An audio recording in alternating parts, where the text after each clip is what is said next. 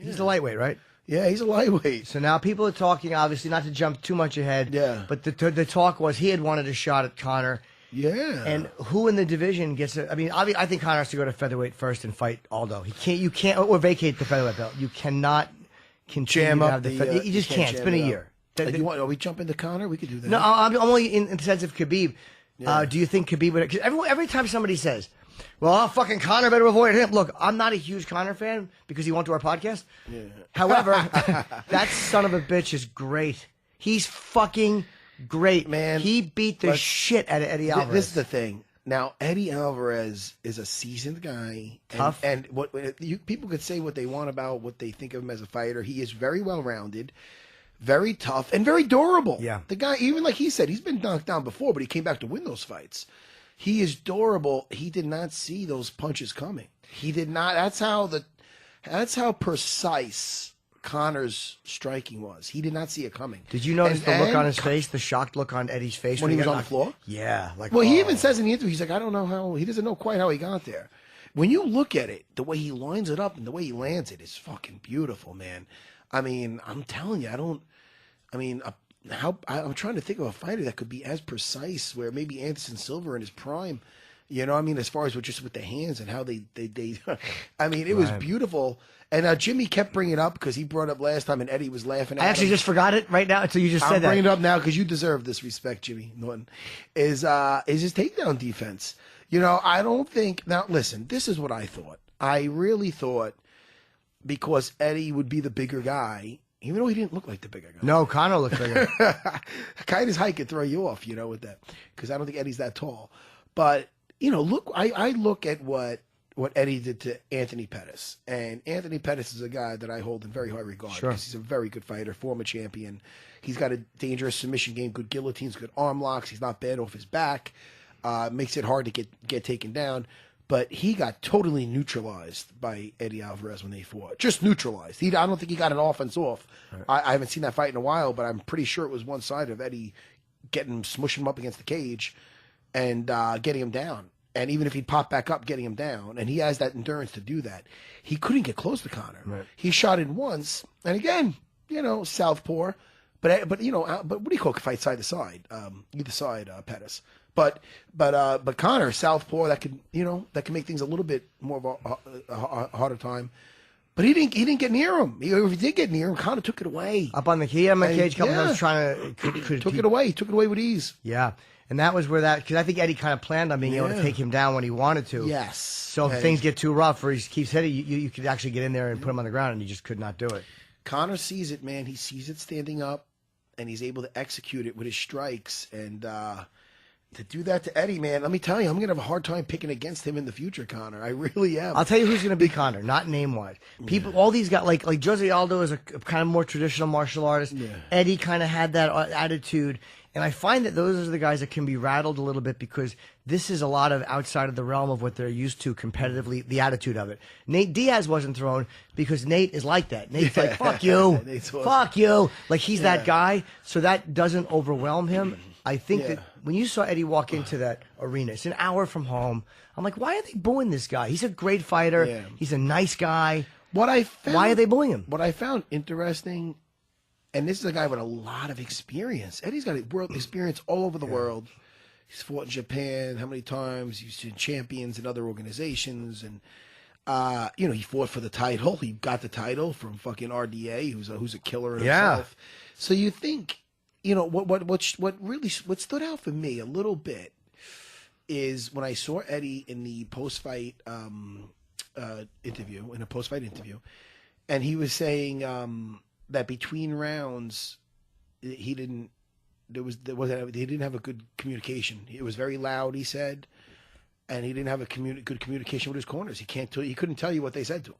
Like he was like, and this is on I got this on the UFC site. I saw him in the post fight interview, and he was basically saying that it was very loud, and he couldn't hear his corner. Like what he couldn't hear what they were telling him, and that was odd to me. Listen, I fought in Montreal in the rematch with GSP, and it was the most hectic, loudest thing I've ever been a part of, with chants of "fuck you, Sarah" deafening. The ring was vibrating. It was we chant that insane. before you get here. 100%. You chant that. First of all, I don't hear you when I'm in the bathroom in there for 20 minutes. You're like, these motherfuckers in there. 20 minutes. We said take your time, but this is ridiculous.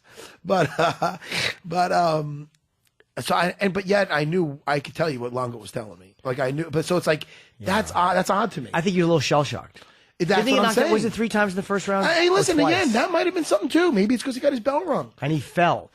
I think he got knocked down twice and he fell once. I could be remembering that wrong. Anytime Conor hit him, he hurt him. And it was, and I remember thinking, like, dude, he's hitting him. Anytime he's touching him, he's hurting him. He's just fucking, it's just wild, man. Like, didn't Eddie start attacking the lead leg too? Isn't that what he started doing? Well, he did that in the beginning, and I thought it was brilliant. It was a very smart move. But he got off it right away. And then he said that was part of the game plan, was the kick, and then looked up and forced the wrestling. And he said he got caught up with his hands, and he couldn't say why. And even if he couldn't hear his corner, that means Conor couldn't hear his corner either. Yeah. It was the same volume for both of them. But something was off, whether it was he got his bell rung, shell shock from just the whole situation going on. I mean, but again, man, it's very odd because Eddie's not a guy. It's not his first fucking rodeo, man. No, but he's been in the thick of it. He was the headline person of the biggest event in UFC history in the Garden. It's true, and he's walking into Conor's house. It feels like, and he's a mile from. He's an hour from home. Listen, it's overwhelming. And Conor is fucking that good. He's he really that is good great. Standing.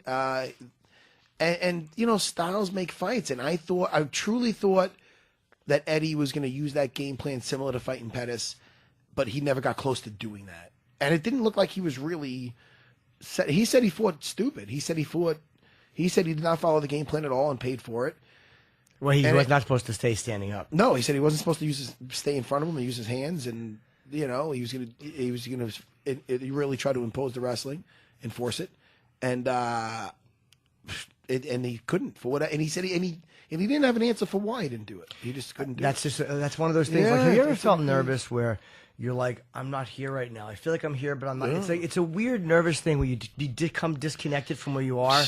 That's my only guess, because you could see it on his face when he went down. I think Conor was faster than he expected him to be, and I think he hit a lot harder than he expected him to hit.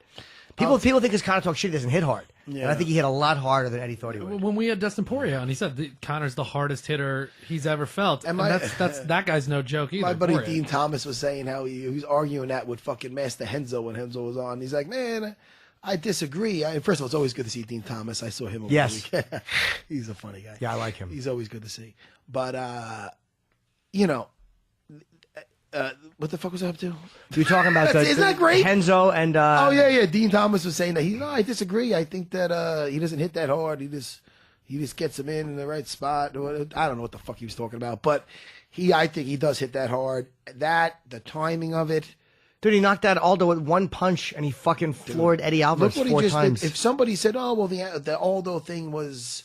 You know, he got caught. Well, then you can't listen. So then Eddie's just getting caught too, and he's doing something. Yeah, and right. Nate got caught for 5 rounds and couldn't put him down. I mean, come on. I met one of the guys in his corner, man. I don't know if it was the Muay Thai guy or whatever. What a nice guy. And dude, it was funny. I was because I stayed over at the DoubleTree on 30th. I stayed over just Saturday night. So I parked. I was afraid I wasn't going to get a parking close to the hotel for whatever reason. So I saw something on 30th. So I parked on 30th, so I had to walk like a couple blocks. By the way, here's why Matt's such a good guy. We walked back from the Garden together. I was going to get a cab. I walked towards his hotel, and Matt's like, I'll wait with you. He wanted to make sure I was like his date. He wanted to make sure I got in a cab because he knew I was very vulnerable out there alone. Matt's a good guy. Matt looked out for me. Even though I did okay, I was like, no, I'm all right, dude. He's like, I'll walk with you. Because he knows I'm a little fresh fish. I'm a little problem waiting to happen. I didn't want Jimmy to get attacked. Matt's a good dude. I'm like, you got your whistle? Your little rape whistle? No. Text me if they're hitting you, Jimmy. Text me when you get home. No, but no, listen, we had a great time besides that. Oh, it was amazing. I mean, I think, those shots definitely helped me out. And then I got back into it. Listen, holy cow. We got to talk about my favorite fight of the night. Wonder Boy versus Woodley. What a great fight. Dude, and what's so great about this is it sounds like they're going to have a rematch. They have to. Now, no listen, way they can. First of all, before I say who I thought I should have, us and everybody around us, Jimmy, if you could agree to this, you tell me, the popular opinion was it came down to the 5th round. I don't know. Yes or no? I remember the guys around us were thinking it came down to the 5th. Yes, and the guy next to us even said, and Chris uttered it too, if it was a 10-8 given to the 4th. But yeah, I thought the 5th round.